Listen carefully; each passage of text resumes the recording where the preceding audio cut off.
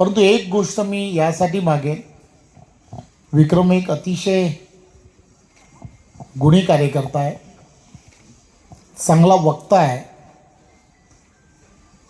त्याच्याकडे वय आहे. बरेच जण राजकारणामध्ये हे 40-45च्या नंतर राजकारण करायला सुरुवात करतात, परंतु तुमच्या सर्वांच्या कृपेमुळे त्याच्याकडे अजूनही त्याचं वय तरुण आहे, प्रचंड प्रवास करू शकतो. वक्ता बबनरावांमुळे म्हणा, आपल्या सगळ्यांच्या सहकार्यामुळे तो एवढा चांगला वक्ता आहे की तो एखाद्या विषयावरती जेव्हा बाजू मांडतो त्यावेळेला एक खंबीर असं बाजू मांडणं ज्याला म्हणतात तशी पाहतो.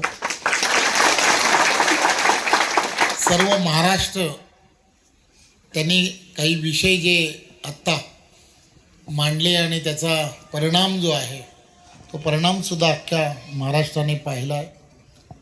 तर मला आपल्याकडून काय विनंती आहे की थोडंसं महाराष्ट्राच्या राजकारणासाठी त्याला सुट्टी द्या.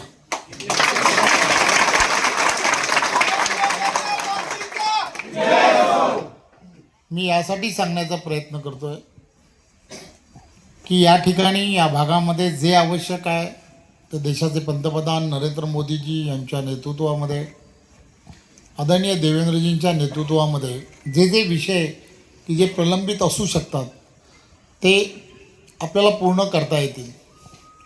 परंतु विक्रमनी जर महाराष्ट्रभर प्रवास केला आणि तिथले असणारे विषय की ज्या प्रश्नांची उकल तो करू शकतो किंवा एखादा विषय त्याने मांडणी जी आहे त्याची त्या विषयामधली एक वेगळ्या पद्धतीने मांडणी करण्याची एक त्याची असणारी एक वेगळी अशी ख्याती आहे. त्यामुळे महाराष्ट्र प्रदेश भाजपा म्हणून एक प्रदेशाध्यक्ष म्हणून मी बऱ्याच वेळेला असा विचार केला की त्याला या सगळ्या गोष्टी सांगाव्यात, बोलाव्यात, पण तो सुद्धा नेहमीच हेच सांगत राहिला की मी जरा मतदारसंघात 4 लोकांना विचारतो, भावाला विचारतो, आईला विचारतो, दादांना विचारतो आणि माझ्या जवळच्या कार्यकर्त्यांना विचारतो. संधी आली आहे की आपण सर्वजण एकच ठिकाणी आहात, म्हणजे सांगायला नको मी आईला विचारलं नव्हतं किंवा दादांना सांगितलं नाही किंवा माझ्या कार्यकर्त्यांना कोणाला मला विचारता आलं नाही. त्यामुळे तुमच्या सगळ्यांच्या समोरच मला हे सांगायचं आहे की एक चांगल्या पद्धतीने एक लिडरशिप डेव्हलप ज्याला म्हणतात ते होऊ शकते याची मला खात्री आहे. आणि भारतीय जनता पार्टी ही कार्यकर्त्यांची पार्टी आहे.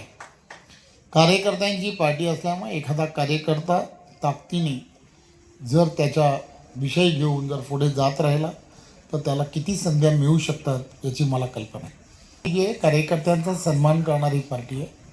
त्यामुळे माझी पुन्हा एकदा आता काय मागणार आहे ते पण कळलं आहे, त्यामुळे भीती पण वाटायची गरज ना. तुमचं काहीच द्यायचं नाही आहे, फक्त काय बस मग और क्या चाहिए. आज या निमित्ताने आपल्याला लक्षात येत असेल की अनेक चॅलेंजेस आहेत.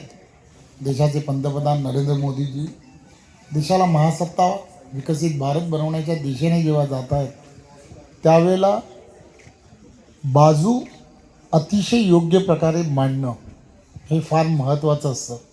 त्यामुळे विक्रमसारखी असणारी अशी असंख्य कार्यकर्ते आणि या सगळ्यांना संधी देण्याचं काम पार्टी नक्की करत राहते.